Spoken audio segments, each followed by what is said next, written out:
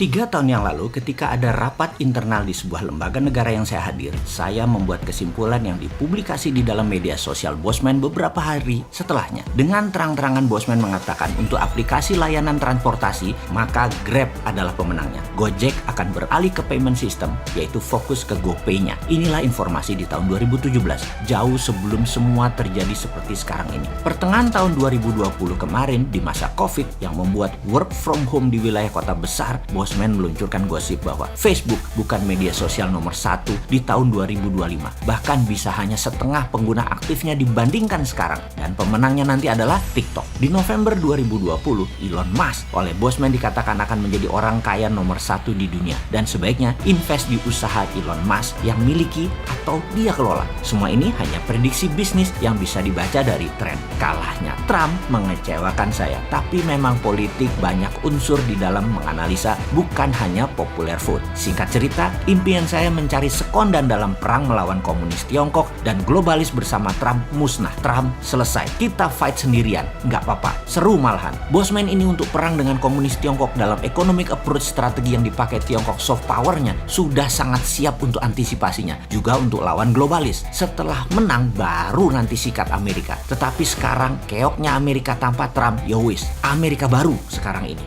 Kita bahas di lain kesempatan. COVID dikatakan Bosman beritanya akan turun di seluruh dunia karena telah berhasil untuk memukul Trump. COVID telah selesai sebagai political tool. Namun tugas COVID sebagai pandemik masih panjang. COVID adalah musuh biologis dan belum bisa teratasi mungkin hingga 4 tahun ke depan. Kecuali bernegaranya seperti Mongolia mungkin ya, atau beberapa negara yang dipimpin cewek seperti New Zealand, Taiwan. Itu semua bagus sekali mengelola COVID-nya. Sekarang kita balik ke geoekonomi dulu. Kita tinggalkan sebentar geopolitik Amerika yang sudah selesai dengan Biden dilantik. Demokrat menang dan bersiap-siap kita perang shadow versi baru. Kita diskusi tentang matinya Facebook juga WA, bagian dari kerajaan Mark Zuckerberg. Namun bukan membuat Mark jadi miskin. Dia menurut saya akan seperti GoPay, fokus di financial inclusive. Libra, mata uang digitalnya, itu akan dia fokuskan karena pasti akan menguntungkan 10 kali lebih banyak untungnya dari Facebook dan WA jika dijumlahkan. Jadi kita yang biasa mengiklankan menggunakan Facebook Ads, IG Ads, nanti siap-siap jadi garing, siap-siap sepi dan boros. Tidak efektif, tidak seefektif dulu dibandingkan kita mengiklan di YouTube dan TikTok. Juga akan hidup kembali Google Ads dengan SEO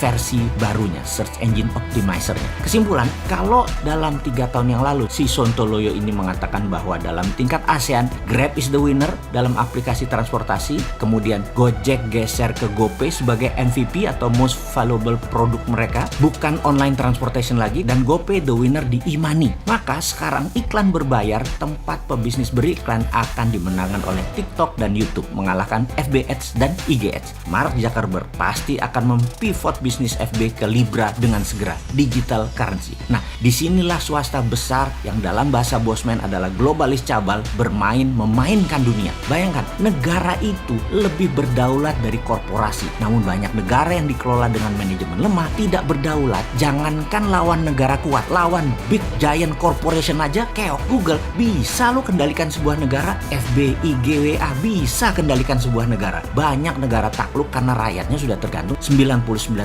terhadap giant corporation yang menggurita bagaikan kaki oktopus. Jadi kalau dalam Mardigunation kita akan menyarankan pemerintah swasta terbitkan Libra, terbitkan Bitcoin, apa dasarnya? Kemudian e-renminbi dimainkan di Tiongkok tahun lalu, di dalam negerinya menggantikan renminbi lama yang hanya beredar di dalam negeri berbasis proyek. Seperti saran Sontoloyo jauh-jauh hari, kita segera menerbitkan e-rupiah. E-rupiah ala MMT ya. Kemarin mengambil SWF-nya saran Bosman. Terima kasih, tapi tetap pakai bunga, pakai pinjaman, bukan pakai cara MMT. Nggak apa-apa, nice try, selamat mencoba, silahkan, monggo. Sekarang e-rupiah ala MMT, ala e-renminbi, bukan ala Bitcoin, bukan ala Libra. Lakukan segera, lembaganya kan sudah ada, SWF tadi. Beredarnya e-rupiah tadi masuk langsung ke kalangan UKM. Bener deh bos, ekonomi kita ini bisa belangsak di tahun 2021 ini, tahun kepekatan. Kalau tahun 2020 saja, tahun inflasi, tahun 2021 ini tidak lebih baik, bahkan lebih buruk karena 3 juta orang akan terpapar COVID. Rumah sakit akan hanya terima yang berat-berat saja. Isolasi mandiri, semakin panjang masa isolasinya. Tadinya 14 hari, sekarang bisa sebulan. Bayangin kalau direksi, pengusaha, UKM, orang yang menggaji orang lain harus isolasi, ekonomi belangsak, pengangguran meningkat. Saat ini diprediksi 90% warteg di Jabodetabek akan tutup karena tidak bisa bayar sewa dan naiknya harga bahan baku. Dan banyak lagi masalah ekonomi mikro lainnya. Berani nggak terbitkan rupiah melawan IMF, World Bank, dan globalis? Ayolah, mana sih nyali lo?